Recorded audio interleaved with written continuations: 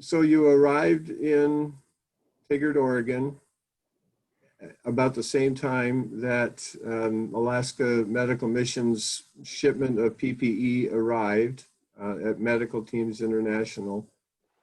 Tell me what that meant to you and to the work that Medical Teams International was faced with doing in that moment. In that moment, it was just a real answer to prayer, purely and simply, because suddenly we've been used to doing dental vans and the mobile dental. We had some supplies of PPE. Now it was a case of, well, it isn't just for one or two people who we work with, it's for our whole organization, and also actually for the beneficiaries that we serve. If we still wanted to do what we needed to do, we needed to actually make sure we had PPE in place. And so just to have that huge amount of PPE there to enable us to continue to do what we're doing, but also be able to pivot, because very suddenly there was the state of Washington State and the Department of Health suddenly turned around and said, medical teams, we need you to change. We need you to sort of think about COVID testing in time, in our field locations suddenly where we do primary health care, in refugee camps where the population density is greater than New York City, so, where we were doing community-based health work, we were doing primary health care in those refugee situations in Uganda. Suddenly we had some supplies of PPE, yes, but did we have anything in terms of a significant quantity to last any length of time? Absolutely not. And of course, when everything happened, global supply chain was decimated.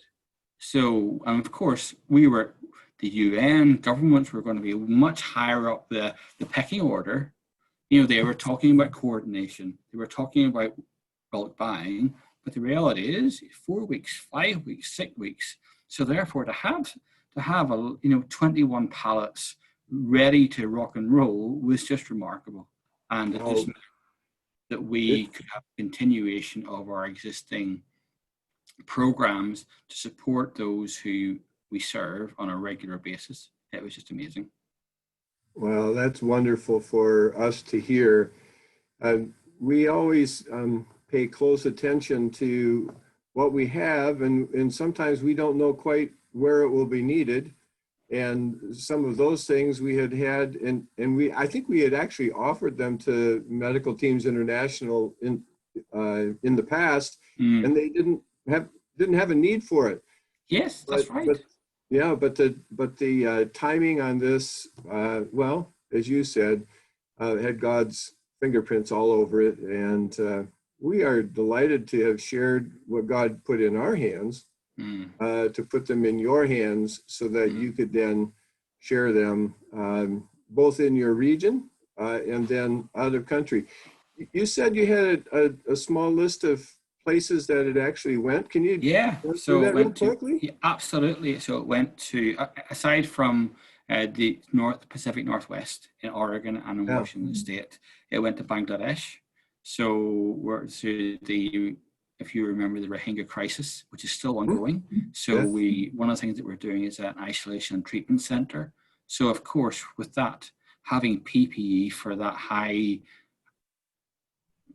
now where the level of infection is high and transmission is high, having quality PPE to protect our staff is huge if we're going to be able to help people get better.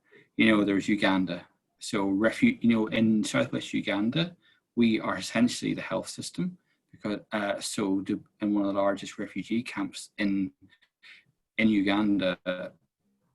So therefore, to be able to continue our primary health facilities, who are fighting also malaria, also cholera, had worked with in fighting Ebola, for us to continue existing operations, into Guatemala as well, both rurally and in sort of cities, but also then to other partners in Greece, in Georgia.